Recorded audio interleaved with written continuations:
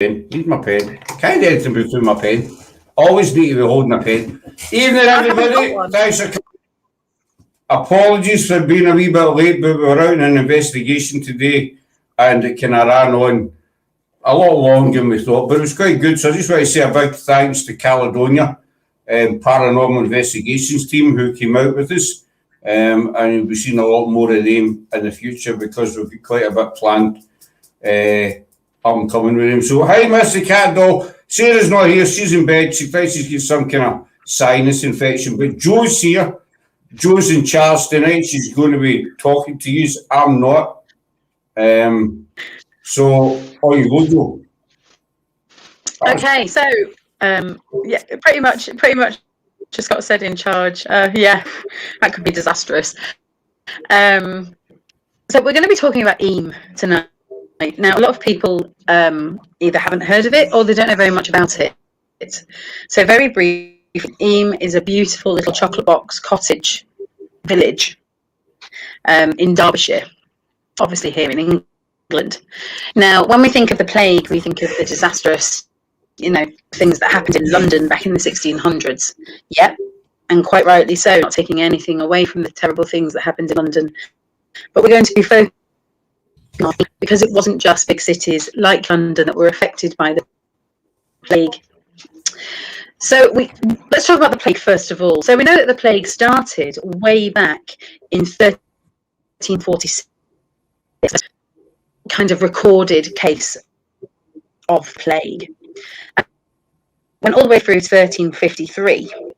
It spread like wildfire through Europe and died out. It come originally all the way from the Orient, so it come from Asia kind of way. So they say. Now it kept coming back every couple of years. We'd have a flare up of the plague, and the one that we're going to talk about, this one in 1665 to 1666, was actually the last recorded plague epidemic.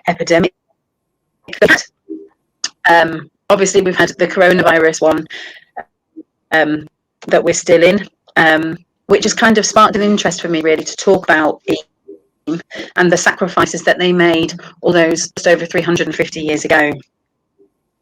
Now, I'm going to tell you the tale, and it might feel like I'm going a little bit backwards to bring you forwards again, but I'm going to be talking about certain places, a few important people that obviously fall part to the story.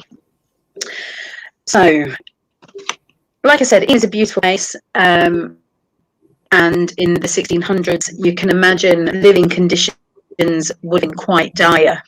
We know that it wasn't any out of people in London to live in a 2-room dwelling and have up to maybe 12, 13, 14 people living and sleeping together. In more rural villages such as Eyam, this was also quite the case. It was very rare that a big family had lots of space. Nowadays, there was no way children had their own bedroom unless the manor, unless you were in there. But also rural a lot. I was quite surprised by this fact. Actually, with that, not that way. I'll just put that there. I don't mean in that way. That was shared some of their homely accommodation, because land was very short, and 2, because they were quite often being stolen. So that's the kind of living conditions that we're talking about. So if you're thinking about it, if you've got a bit of a cough, nowadays we just go to bed, don't we? We have a bit of rest, you isolate yourself off, sort yourself out, and usually know that you'll be okay. If you were living in those conditions, where would you isolate from a cold or a cough? You couldn't. So things were spread. So isolation for these people of that time. So that's one big factor of spreading infections, was that there was no one to isolate from your own family. Now that we know that the plague killed 2 out of 3 of its victims, and it roughly took to take hold and send you to the Reaper.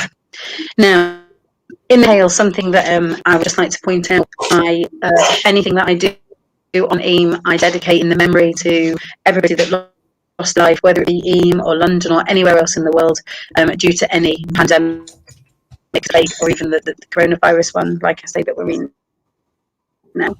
So Eyam, yes, very famous for the plague, but also very famous for a couple of obscure things. One being shoes. They're very famous for shoes. I won't tell you why. I'll give you a chance to go away and Google it. The very one type of shoe.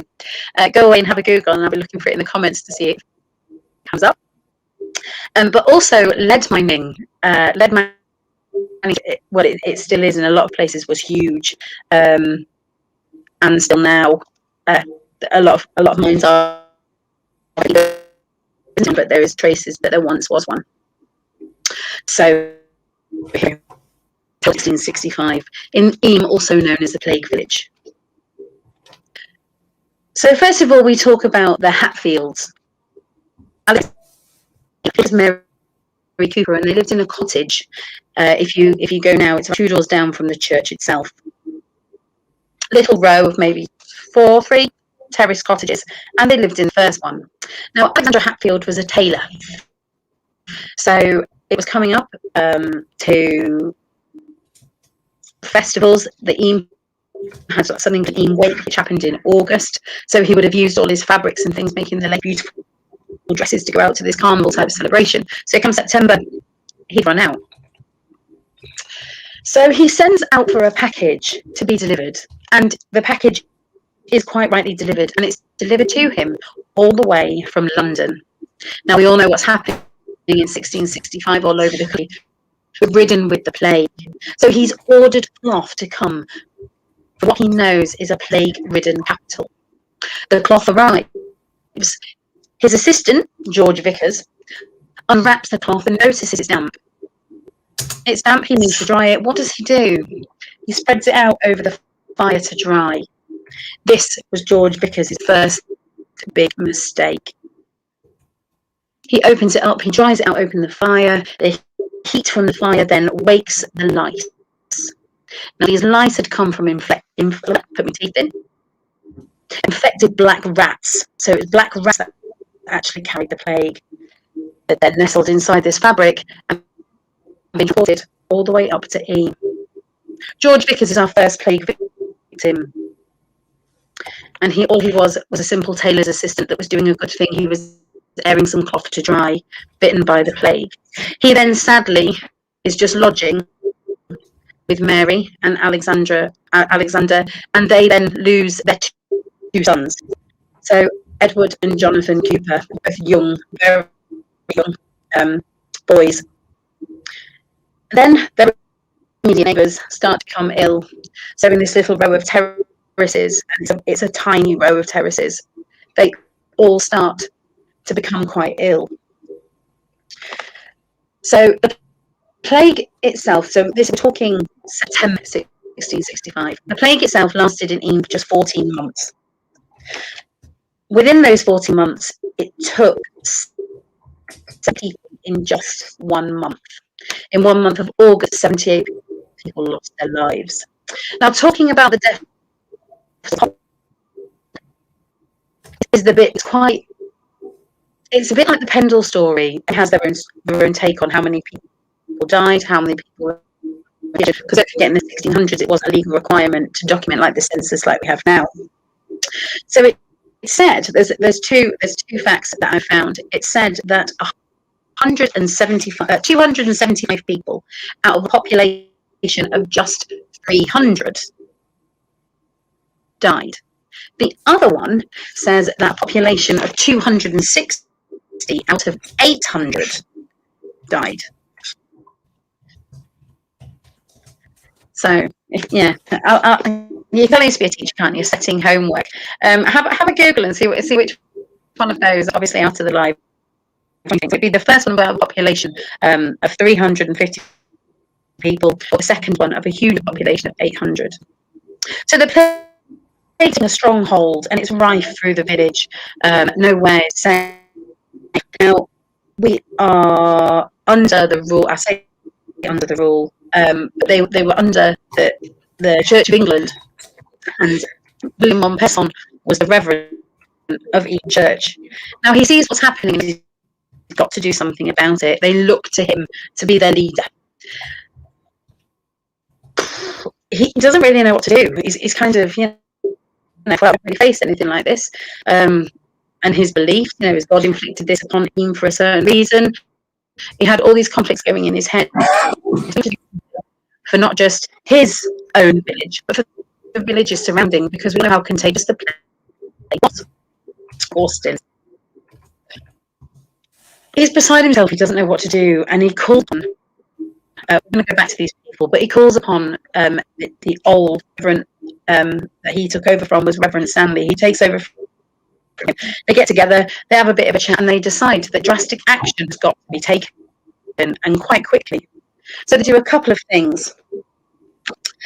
First of all, they decide that they should move church services to a more outdoor location, thinking everybody combined inside, and there's a bit like we've got now. And to be outdoors would be much better. So that's exactly it. They moved the church services to a place called the Cooklet Delf. If you've watched the video that we posted, it's that hill that comes after the church slide, where William could obviously stand on top and preach to the congregation about how to stay forward. I like the term faith over fear. And then he also did a couple of things as well to try and contain them to the village. And he put a boundary stone in. Now, a boundary stone is a stone, holes in the top. He filled each hole with vinegar, and it would be dropped off from surrounding villages, and then they would collect the coins out of the vinegar, which they thought was sadly enough, they thought that the vinegar was acting as disinfectant. The biggest thing that he did was he asked everybody in the village to isolate themselves, to cut themselves off,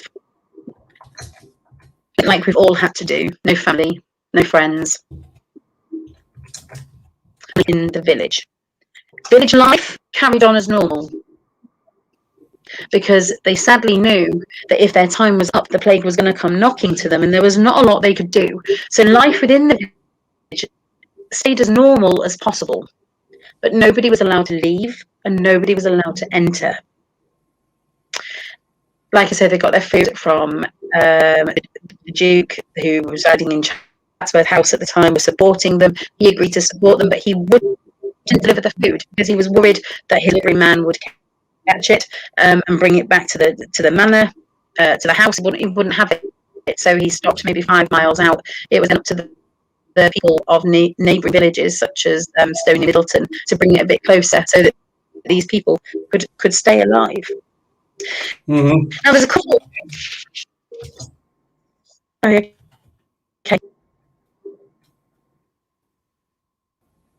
Yeah, we okay? Okay, I thought somebody was saying something. So it's a very, very sad tale. It's a very sad tale, but it's also very harrowing at the same time. So when somebody dies and they pledge to be buried in the church, that was what was happening at the very beginning. That was what was happening in 1665. That was what was happening. They were passing and they were being buried. Now, there's two theories to this. The first one being the church then stopped people being buried in the churchyard through risk of spread of infection. The second one was poor William Montpesson could not do. I mean, we go back and we talk about August, 70 odd funerals in a month. He physically couldn't do that, as well as his other duties. So both him and Stanley stood on the Cooklet Delf and they preached to the congregation that not only would they now have to become isolated from outside of the, they would also have the sad task of burying their own dead on their own land. Okay. Yeah. So there's a couple of people that I'm going to talk about that that are terrible, sad tales. Well, it's all a sad tale. There's a couple of sad tales to tell. So we talked about the Hatfield, because that's where the plague first originated from in Eyam, that was the house the clock was delivered in. That was the house that George Vickers, the first victim, was claimed in. Then there was I say a lady, she would have been really, she was maybe 22-ish, is a lady called Emmett Siddle. She was betrothed and in love with a chap called Roland Tor. He lived in the neighbouring village of Stony Middleton. They would meet, he would come to the village, and they were courting, everything was wonderful, everything was rosy. Until when the plague hit, he stopped coming to the village and they met in secret over a river. They weren't in contact with each other and they met in total silence to show their dedication and love to each other. They met every day at the same time, every day, same place. Except the wife, absolutely wife in Eyam. And one day, she stopped coming. As heartbroken as he was and unable to face the truth of what might happen to his love,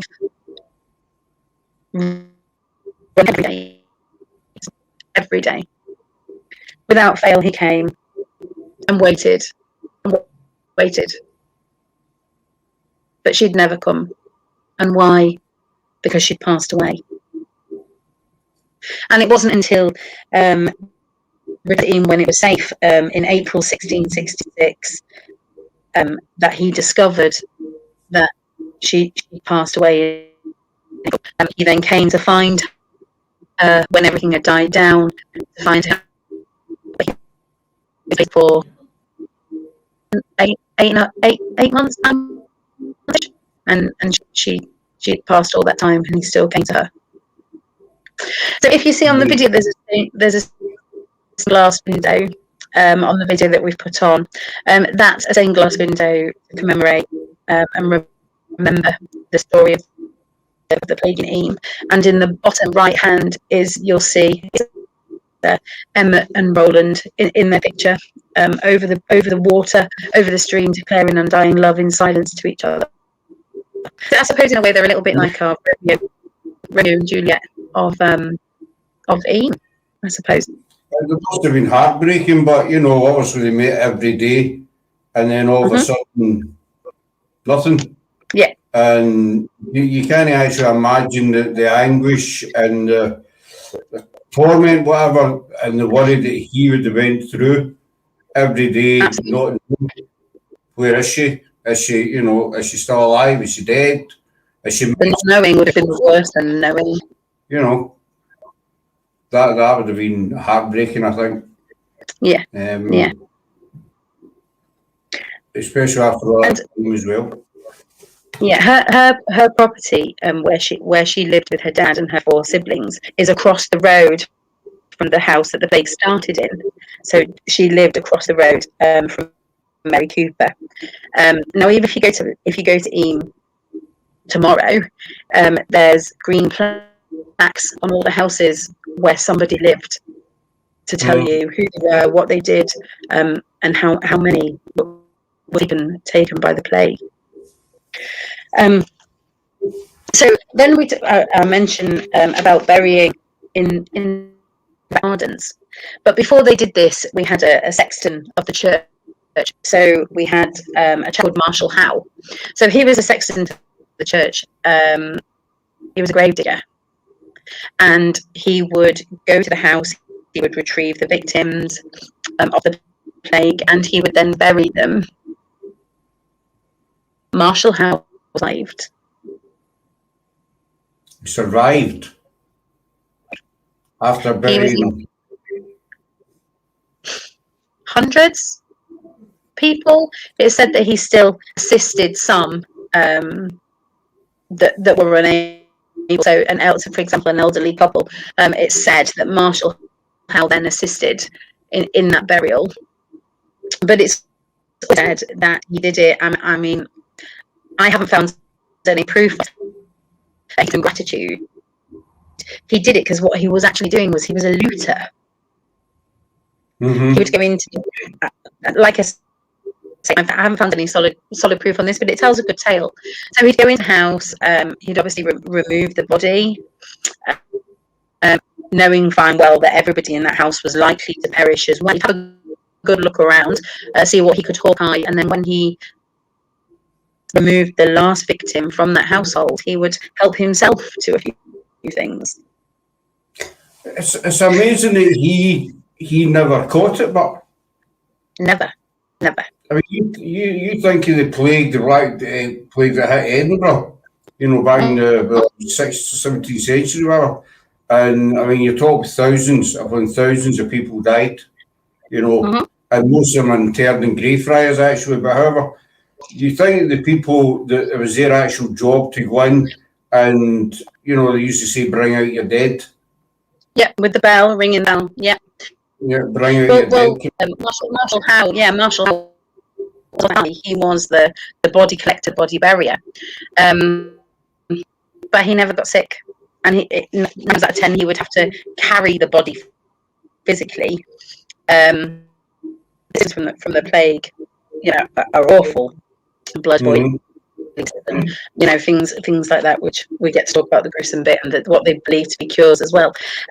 So he was in such close contact, and he was absolutely fine. He wasn't the only one. There was more. There was also a lady, and this intrigues me, because I think if there was ever to be, I mean, I've got to mention it, if there was ever to be a witch in Eyam, I think it might have been this lady. For this reason and this reason only. It's probably completely medically proven. So her name was Margaret Blackwell, and she lived with her brother. So, sorry, Joe, I need to press up. This guy never ends. He's just, he's joined for GSI, and he's got a thing about, I actually think he's got a thing about Eyam Brew. The amount of times that he mentions it to me, so I had to put that comment up, When we go to Pendo, I'm taking him about 5 cases of this stuff, it was plaguing out, not Eyam Brew poisoning. I don't have any words, John. I had to put your comment up. Thank you very much for taking the time to comment this evening.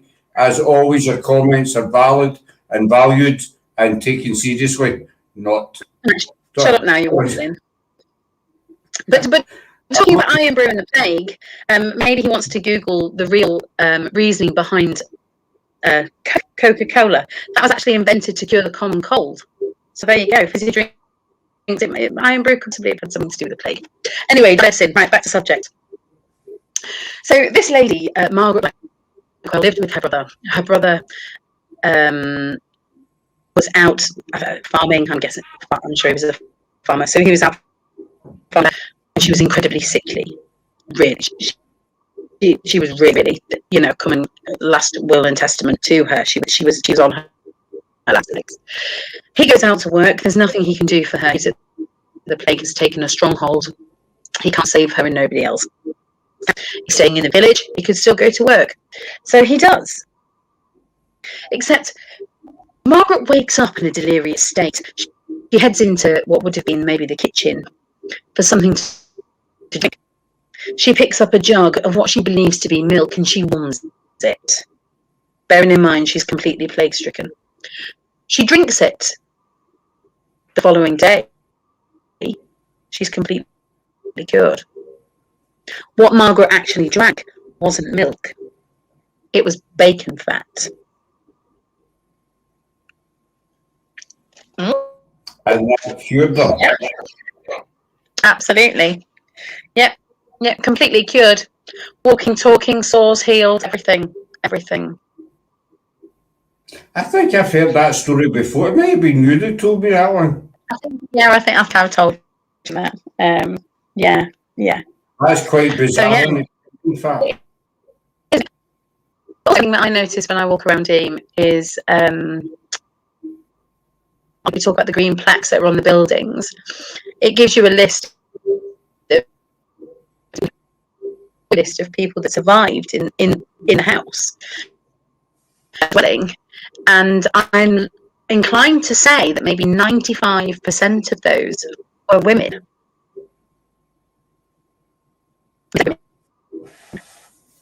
That's now, I was talking.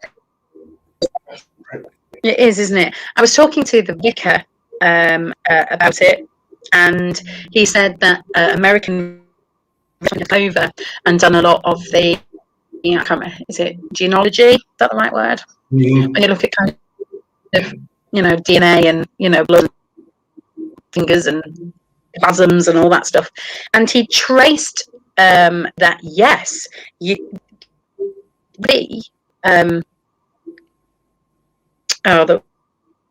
you could be immune to the plague. If you were immune to the plague, it's also connected to being immune to HIV virus. And that's true. There are people who are immune to, all sorts of things, and I dare say there's people that are immune to the current, thing that we don't talk about. So there's some kind of connection between those things. I couldn't talk about it much more. I haven't researched it. It was just a conversation that I'd had with the lovely vicar of Eyam, who told me about that. So I thought, well, That's gave me an idea. I did check something to see, how many the balance about the plague victims in Edinburgh. Oh, okay, that would be interesting. Yeah. Or the survivors, perhaps the survivors connected with the likely to be more women survivors than men. Because if we go back to the statistics, 2 out of 3 died. So there was a small, number of people that lived it, but how they survived it, which brings me on to I'm likely to well up when I tell this tale. I don't know why. I feel very connected to this lady. It's quite bizarre. So the next family, but mainly the lady I'd like to talk about is a lady called Elizabeth Hancock. Now, she lived outside Eyam by about maybe a 10-minute walk from the bull ring, so from kind of your marketplace. She lived a 10-minute walk from there. They were Irish. They lived in a rented farm. They were farmers, small holding, and they lived a very humble life. She had 6 children and her husband, and they survived. They sold eggs and a few other bits and pieces down for a bit of extra money. The plague came to her. Well, not so much her, the plague came to her house. It consumed all of her 8 children and her husband in just 8 days. 8 days? Yeah.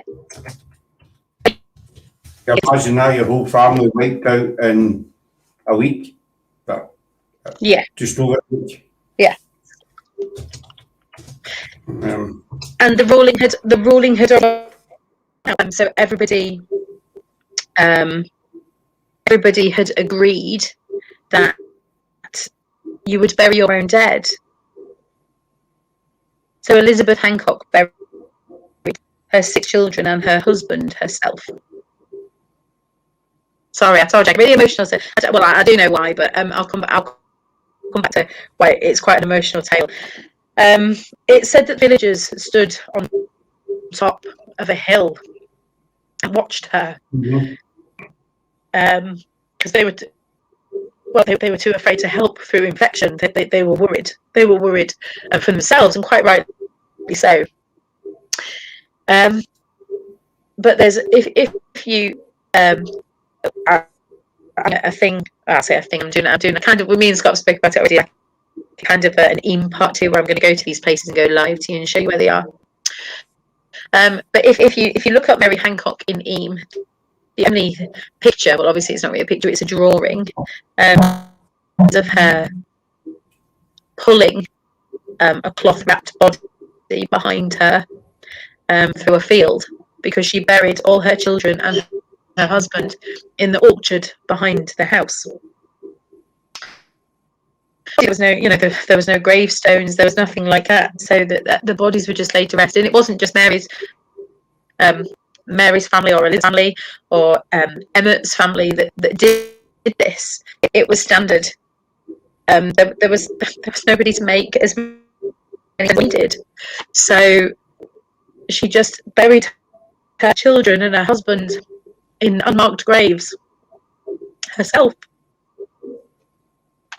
Oh dear, a bit of composure. So anyway, going back to survivors, I'll tell you why I'm so touched. I'll tell you why I'm so touched in a minute. Take a wee minute, you know. Yeah. It shows you the extent of the plagues. I mean, going back to Edinburgh as well. I mean, there's plagues all over the UK, going back to the centuries, but there were actually people who were employed, as I said, you know, bringing out your dead. This was the person's actual job. They were employed to do this, you know, and so it shows you the sheer extent size of the plague. Extent, you were right the first time. Did I get that word right? I got that word right. They actually went out and thought, well, we need to employ people to clear the dead out of these houses. They couldn't do that. In Eyam, it was the responsibility of the last man standing, and sadly, that was Elizabeth. So that's what she did. Now, there's a little bit of controversy around her tale as well, because again, faith and fear. They'd promised God, and they'd promised Reverend Mompes weren't going to leave Eyam. They promised and they vowed they were going to stay, but she left. She buried her family and she left, and she went to live with her eldest son in Sheffield. Was she wrong to have fled Eyam? She was immune to the plague, but was she a carrier? Was she wrong, or was she compelled with that much grief? I couldn't live somewhere looking out my window, and I mean, I know it would have been the same for so many villagers. It really would have been the same for so many villagers, looking out your window or stepping out your back door to the way your children and your family lie. I don't think I could. I think my personal opinion is she was right to have left, because, you know, her whole life was wiped out in just over a week, not just her whole world, basically. Yeah. And in 8 days. There's nothing there. You know, and as you say, to look at the window every day and know that your family is, you know, buried just outside Canang. I don't think anybody could, you know, stay there. I think No. So it's strange because everything's kind of twos. There's two sides to every story. So the first one that I've managed to find out about was that she came in contact with the plague while she was out with her family down in the Wares, because there's a small little I think it's still there, it's next to the stocks. Scott, would you mind doing 100 words or so for our Eyam introduction? No, that's fine. That's fine, I can do that for you. I'm not sure I'll be able to condense it down to 100 words, though. I like to waffle. I'll have a go. She does. She waffles quite a bit. Relevantly, just like the Eyam brew and the Coke. Yeah, well, head's full of rubbish, but, you know, it's all relevant. Okay, so the two is that she contracted it while they were down in the market and brought it back. The other one, again, it's quite a sad tale, is Elizabeth. So the Hancock were known as the Riley Graves, but they were called Riley because the land was said to have belonged to the king, and anything that belonged to the king was said to be Riley property. But that's diversity. So anyway, so she had a friend who was her next door neighbour, maybe a couple of acres or so in the other field, and they're named the Talbots. Now, the Talbots were stricken also with the plague, and they lost everybody. The only one left to survive, because again, it was a very short concession, just like Hancock's, was a 3-month-old baby, also called Elizabeth. Elizabeth Hancock knew that there was a baby inside.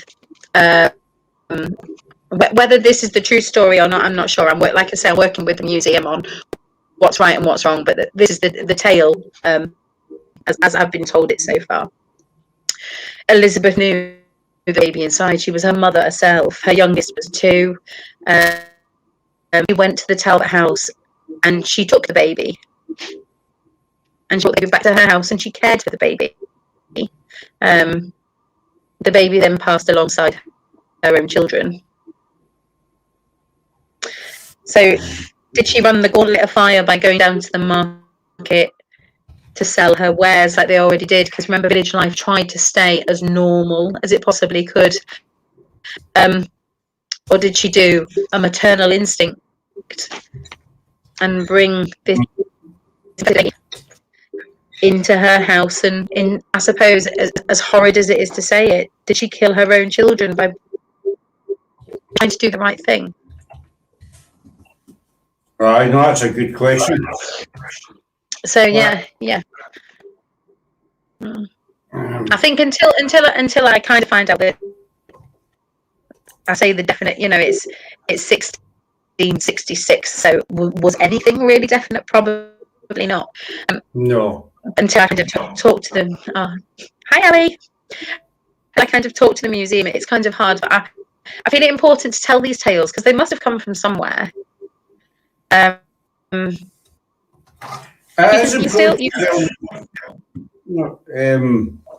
People deserve to know. Of course, yeah. Again, it's the same as your forgotten pendle. It's also what I'm not getting into, but it's these little stories that each little story was a person or a family that same as you and I had a life. Sadly passed away, and they do deserve to be remembered, whether it's Pendle, Eyam, or wherever. Lauren Harris is watching.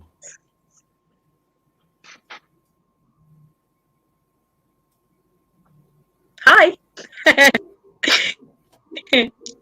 Hi, Lawrence. It's a bit like your Iron Brew joke. Yeah. All right. Okay. Don't worry. Let that one go. Let that one go. I get back to my tears have dried now. I'm back on form.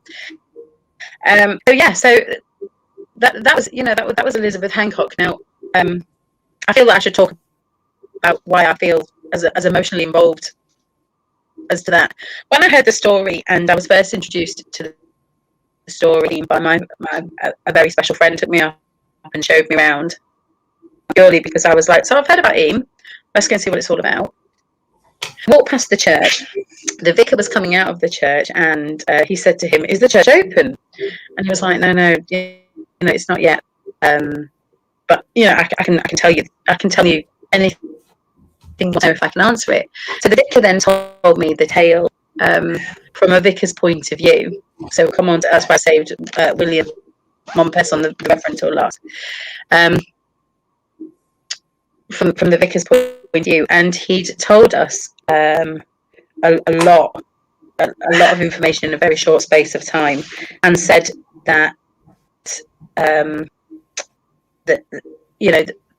Riley graves were up there, and it told the tale that I just told you, that she, in 8 days she lost everybody. And that's into floods of tears. Like I find it so hard to kind of control myself, because I all of a sudden I instantly felt connected. And again, went up to the Riley graves, because and trust. Obviously, if anybody does go up, it is asked that you be incredibly respectful. Like Scott said, this was somebody's wife, this was somebody's mum, this was somebody's daughter, and they were her children and her husband that lie there with whole of Eyam, really. So you can still go and visit, and the atmosphere feels really heavy.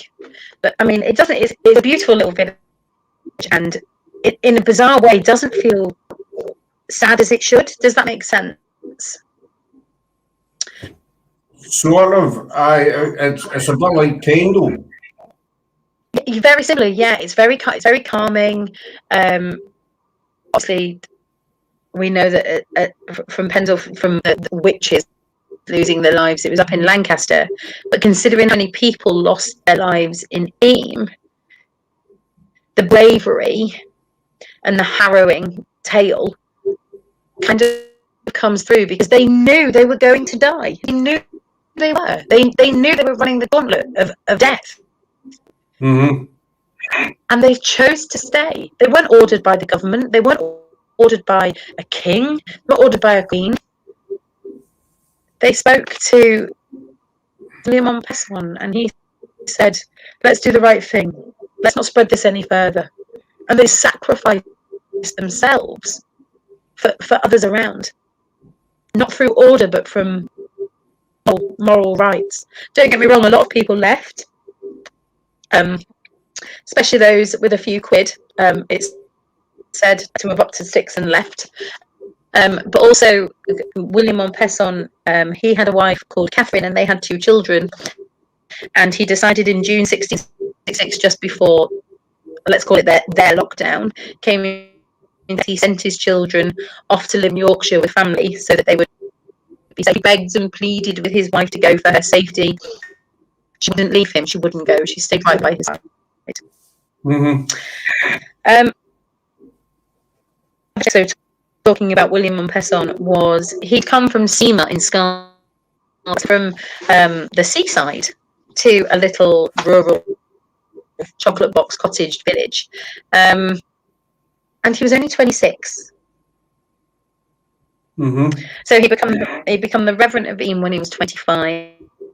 I mean, let's say in power for a year, when this huge weight had fallen upon his shoulders for him to deal with. So he's there, he's faced with his wife, his 2 young children, and he wasn't really lived very well in the parish either.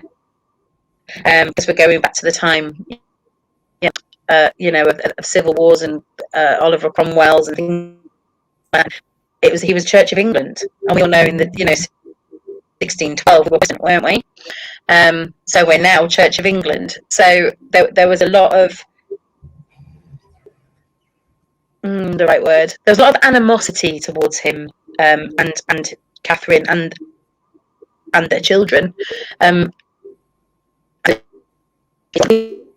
Inside the church, and you look inside. If anybody hasn't watched the video, watch it, because it shows you on there that we've done. The church was ordered to be whitewashed, because it was said that it was ordered by Oliver Cromwell that it should all be whitewashed, so that when you were in church, you were in there to focus. You were there to dedicate yourself to God. You weren't there to look at stained glass windows. You weren't there to look at murals. You were there to pray. You were there to worship God, and that was it. That's all you should. Is it what? Sorry? You were there for one purpose only. Absolutely. Yeah. So everything was done away with, and Florence, the church, everything was whitewashed off, and it's only very recently that the whitewash has started to flake off the walls, to have started to come through inside the church. All right. So that's quite, it's quite strange that that started to happen. So everything through the white paint, Cheers, John. and coming, so that it's coming back to life. So William Montpesson, like we say, lived with Catherine, his wife. He sent his 2 children off to live in North Yorkshire.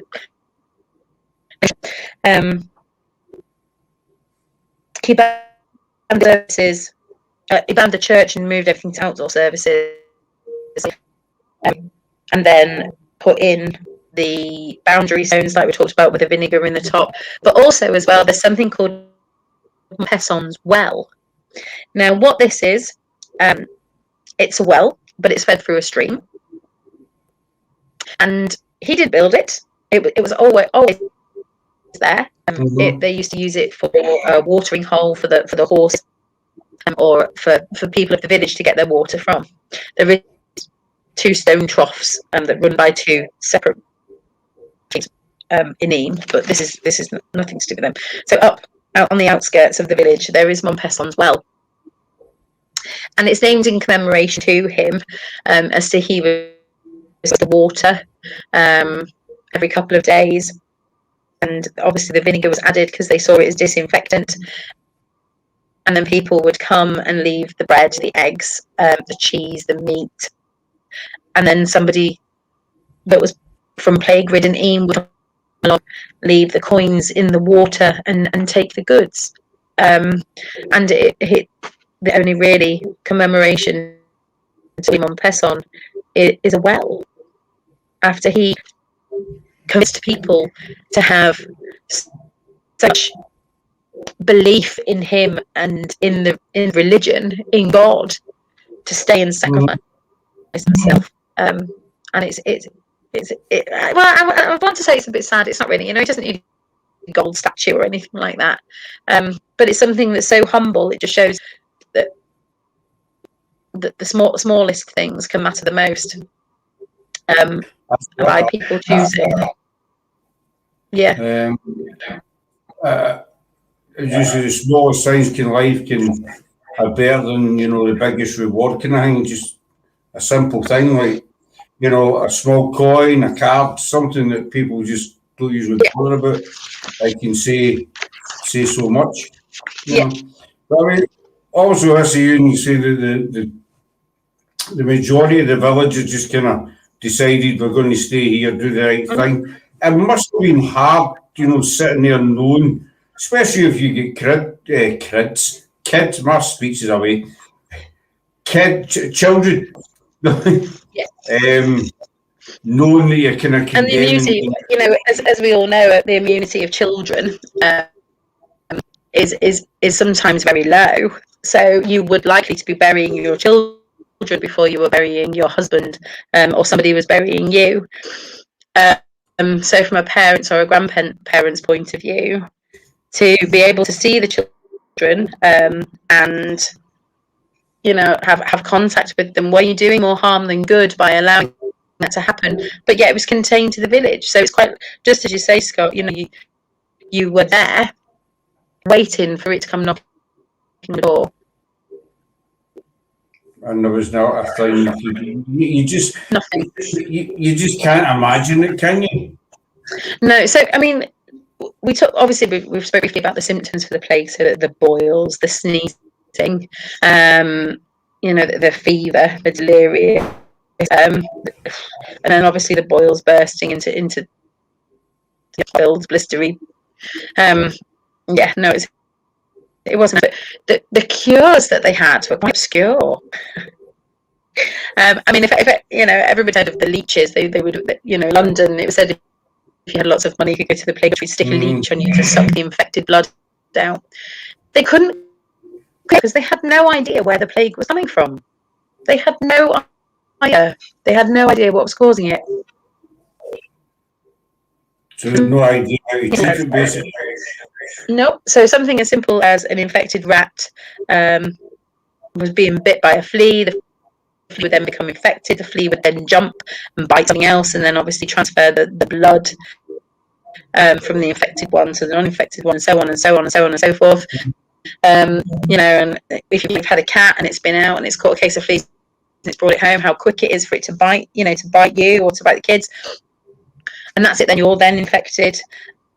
So once you're infected, you then through a cough or a sneeze.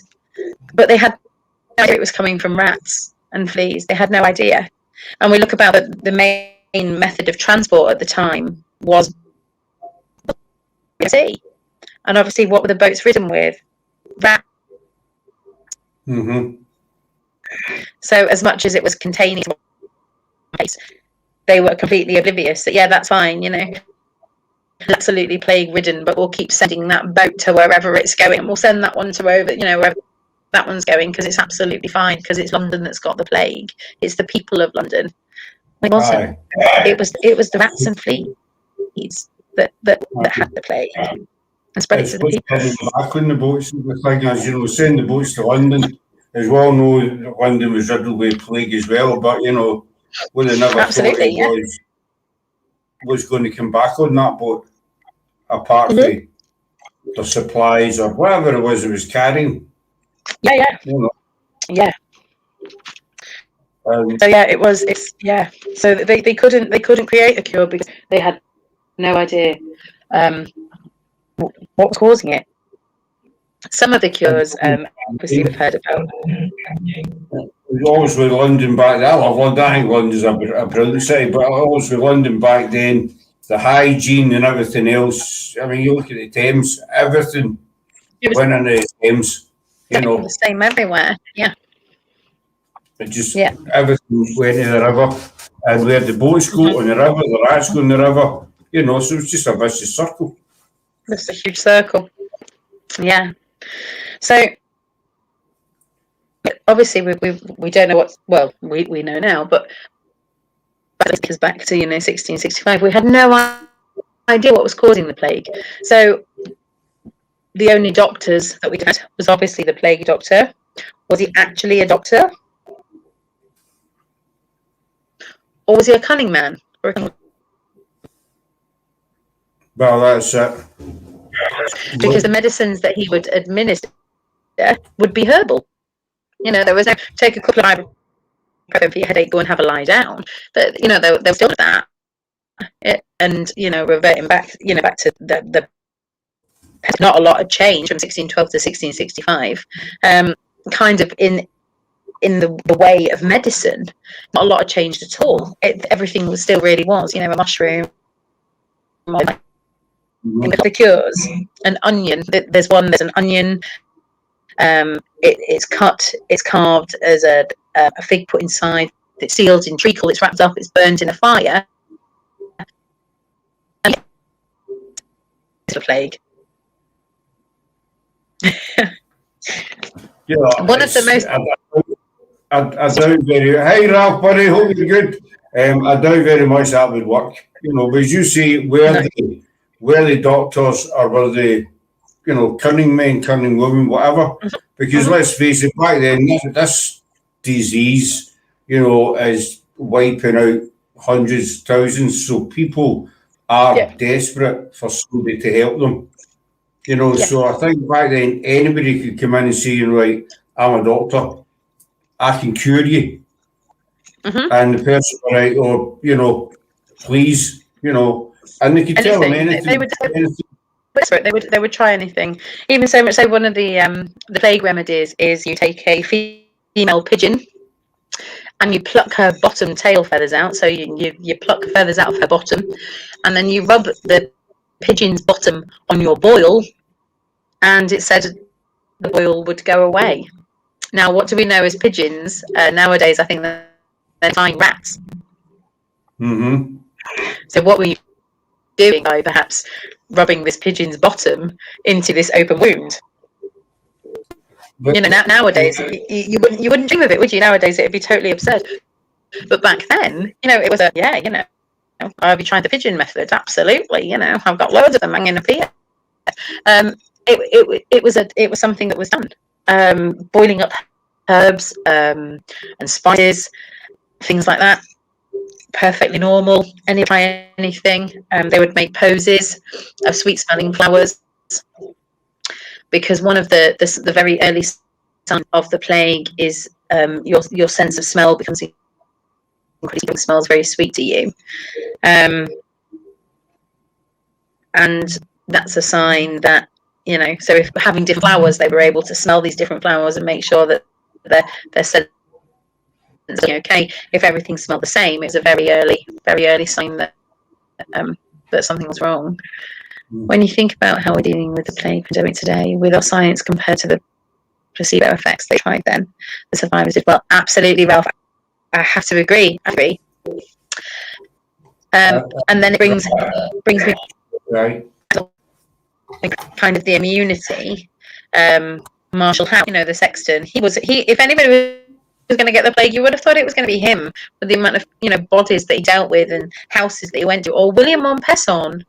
He made a right to go to last will and testament to all his dying parishioners, and he did that. He was in contact with all these people. Did he die from the plague? No.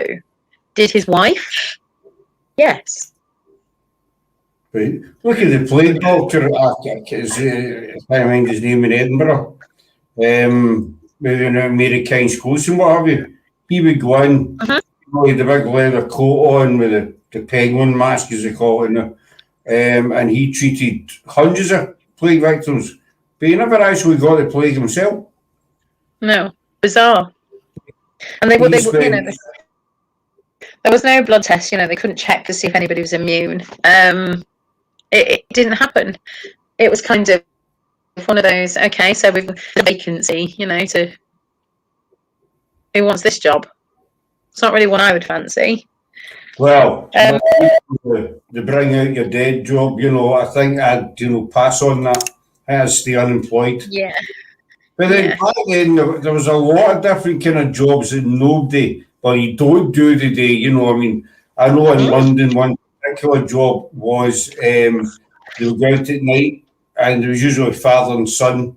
The son usually followed in the footsteps of the father, and there was shoveling up the horse crap from that day. Yeah. And this was a job, a night. They do this as a night shift, and the 9 times out of 10, the son would follow in the footsteps of the father, and they'd be shoveling crap every night. To keep the streets clean. Yeah.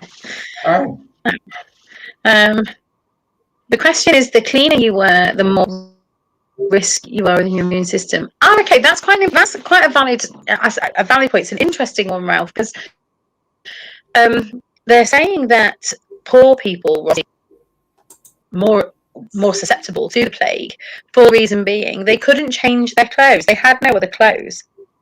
They slept in them, they worked in them, they played in them, they ate in them. They only had that one set of clothes, so they were unable to rid themselves from any fleas or lice that were living in their clothes. Whereas the richer people were able to change their clothes more often. Remember, still nobody knows what's spreading this plague, so had no idea that fleas and lice or whatever could live for selling clothes. But nowadays it comes, I suppose, if you talk about immune systems, let your kids play mod, build the immune system, absolutely. But sadly, when it comes to the plague, I don't believe that was such the case, because nobody was safe, because nobody knew where it was coming from. And if I was a servant girl, I was working in, working in the madhouse somewhere, and they had even better. Let's talk about George Vickers, the tailor's assistant. He travelled all over. He was quite an affluent young man to be a tailor's assistant, and he was bitten by infected fleas from drying a cloth. He was clean. He was tidy. He lived in quite a nice, clean little house, 3 meals, and he was the first victim. But yeah, I definitely think it comes down to that kind of wrapping. So I do totally see your point. What you're saying is, to build your immune system, it's best to get out there dirty and it's fine, and wash in the washing machine. Your point is absolutely valid. But when it comes to the plague, I'm not sure it would have helped, because of being bitten or in contact with someone, which brings us to the rhyme, ring a ring of roses. I'm not going to sing it, don't panic. Ring a roses, a pocket full of posies, a tissue, we all fall down. So your ring of roses was to say of the red boils or the blue boils that would appear all over their bodies, usually in the sweaty regions first. So for places like armpits, neck area, for ladies underneath breasts, and I'm not going to stand up and show you my bum, so don't worry. But between your bum cheeks, so places, or the crack of, where your elbow, and warmer places were likely where these boils would.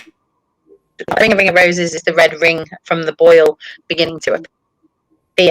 A pocket full of posies was the herbs that they carried and flowers that they carried, to keep testing the senses of smell. And of course, it smelled nicer than rotting death in a village. A tissue.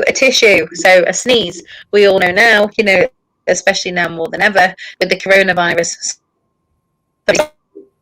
like I hate to use the term, but it's a bit like the saying a bomb on a plane. A sneeze or a cough and everybody runs. Nobody needs to be around that.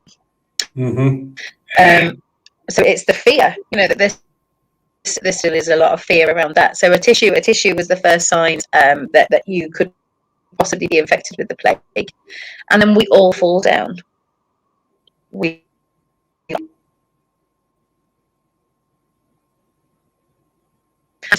primary school in Eyam, in their gates, these words are actually well Right. into the gates of the primary school. But definitely, I could talk to you forever about the families and anything. But there is only one pub in the village. It must be very haunted. Sounds of children running along the corridors and slamming doors. Guests up till just before coronavirus I've reported hearing these things. Every house that was there in the 1600s that's still there, or the grounds of a house that was there, has a tale to tell. Even up to, I think it was like 3 years ago, last reported, a family from outside the area had no connection to Eyam whatsoever, had bought a house. They were renovating it, and they lifted the old, I say Yorkshire, lifted the old stone floor and found remains of a family. Underneath it. Yeah. So every sad but harrowing. It's a sad tale. So you're going to be doing investigations in Eyam, is that right? Yeah. I am currently working with the museum as to helping them, because what happened was there's a beautiful hall called Eyam Hall, obviously in Eyam. It's not connected to the plague in any way. I think it was built in 18th century. It's beautiful. It's very much like Townley Hall in Burnley, connected to the Pendle Witches.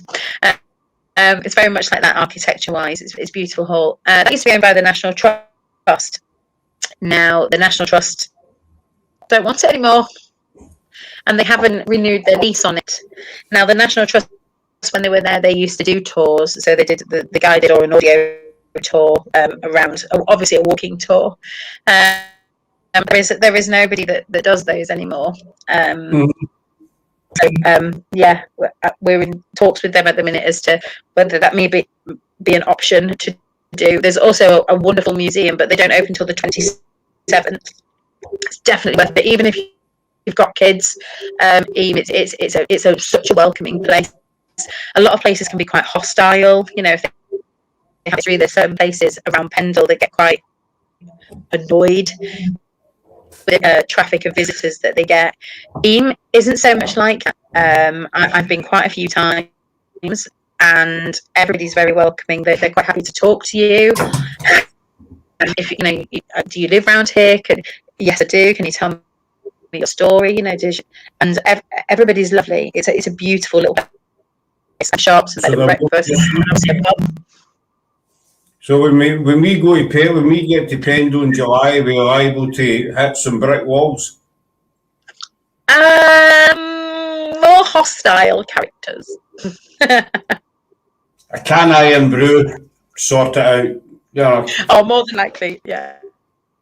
Yeah, there is some, and to be fair, you can understand why. I mean, where I live, I live in a lovely little village, not quite as nice as Eyam, but I live in a lovely little village, and because we're on what's known as the Nidderdale Way, and my house it dates back years and years and years, and a famous was rumoured to stay here.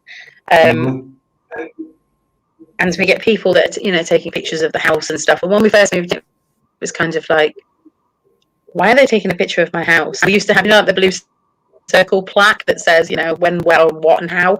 We used to have one of those on the house, but it was taken away because it kept being defamed, because it obviously said that this author used to reside here, but somebody kept writing next to it, but so did the vicar's wife. Right. So yeah, a bit of a conspiracy theory with the vicar of Paisley Bridge, or the vicar's wife of Paisley Bridge. I am creating my own story now. Especially like your wife, Aaron.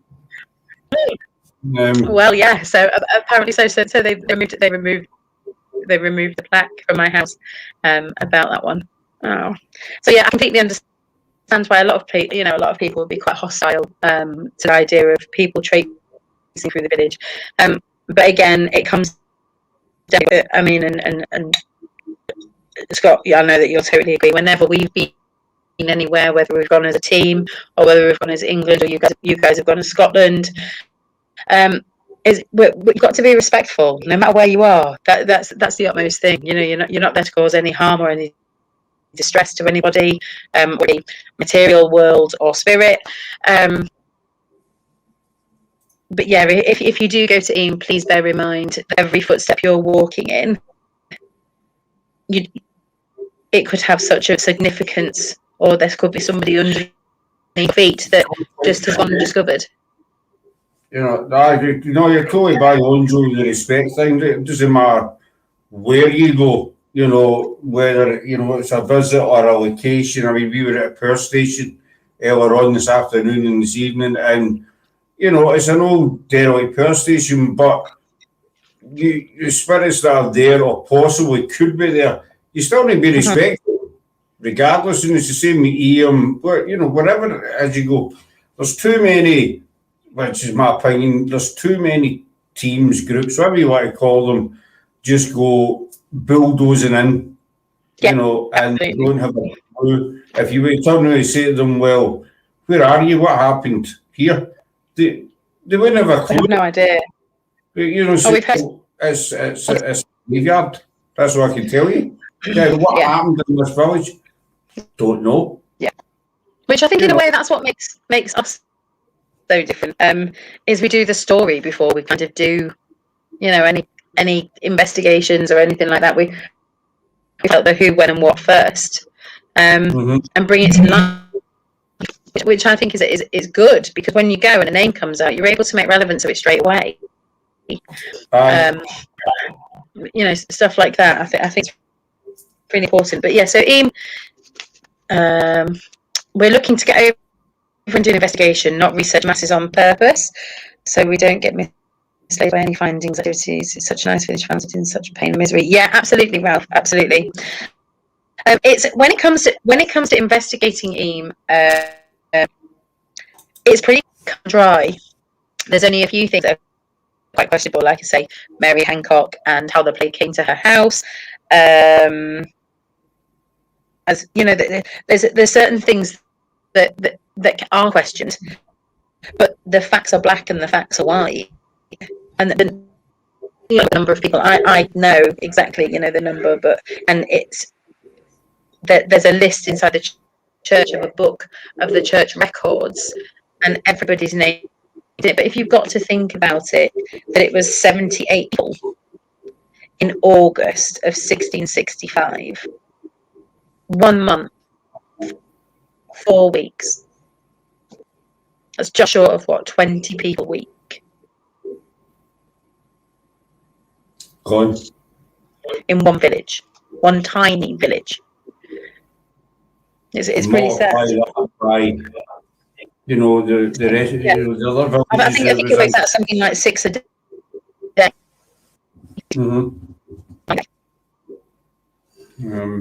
But yeah, it's a lovely, it's a village, and there's far too much history to talk about in one kind of snippet. But I think it's quite important to introduce it the way we've done it, to then say bring certain locations to life. So the Riley graves, the church, because Catherine Montpesson, so the wife of William, has a tomb at the front of the church, and I was talking to the vicar, and he said even to this day his wife will lay flowers on Catherine's tomb as from one vicar's wife to another, as kind of the surrender and the honour that she did, not only for her husband but to risk her own life as well, because her children were left with that mother. Exactly, as you say, you know, it's good It is good to research the history, tons and tons of it, but to give people, like these children and family that were buried in that field and what have you, people probably pass by every day and don't actually realise that that's the final resting place of a family. So, and it really is. There's a wall built around it now, which was done by a distant relative from the Hancocks not so long ago. But there's horses that graze in that field, and then there's this little dry stone wall circle right slap bang in the middle of it. There's not a flag. It's not this way, that way. The other way. It's signposted from the bull ring. Everything is quite well signposted. It's quite a trek, and if you were to go to the well, it's quite an uphill trek. But it's worth it. It really is worth it to see it come to life and to live what people lived. But just to stand on that hillside and think they would have watched Elizabeth Hancock from just there bury her children and husband exactly on her own. Well, I know exactly what you mean there. It's to stand in that one spot and think back to what that one spot has seen and what people standing there is. But the last time we were in Edinburgh last week, and we were actually in the Covenanters prison, and that actually happened to me. We were on our way out, and you've been in it. As you come out the gate, there's the original archway, and then they built another one. But when you look at the original archway, you think, I wonder how many people this particular bit of stone has seen come and gone. The Covenanters against all the rest of it. I think that's what makes history so fascinating as well. When you think back and everything that's happened, the people that have been involved, and again, I say people who maybe don't get a second glance, and this absolutely, it's like everybody's heard of the famous cake, the Bakewell tart. Well, Bakewell is literally a 15-minute drive from Eyam. All right, I was never a fan of Bakewell tart, actually. But if I was to say to you, have you heard of a Bakewell tart? I mean, and you obviously would say yes. And then I'd say to you, have you heard of the big village Eyam? Where's that? So no, never heard of it. A cake is more famous than these 200 and odd people's lives. Exactly, and that's the sad part of it, and that's why I think we need to keep going. But we're going to keep going. We're not going to shut those. I think that's why we need to keep going and bring, as we say, bring past the present, because that's basically what you want to do. You want to bring the past to here and say, well, this is what happened, and all these people died, and every kids, because a lot of kids involved as well, and so many. That's the sad thing on the plaques that are on the houses. It actually has the ages of them, right up to a week old. It's when you see children's graves, I think that makes it harder as well, because if we read that Kirkcard we did last night. Misty, I hope Misty's still in the chat. We went back to that Kirkcard last night, Misty, the one we were talking about last week about the children's gravestones, says here lies children. There are names on it, but it's not the children's names. I'm assuming it's the parents' names. Because the dates don't kind of match up children's age-wise, Some are 30 years apart. So, it is children's graves, but it's parents' names that are on it. But I said, we were back there last night, and there was I'm just talking about the grave to children, and it's quite sad when it says, in the memory of the children. Yeah, and every, with Eyam, every house you passed pretty much has somebody laid to rest there.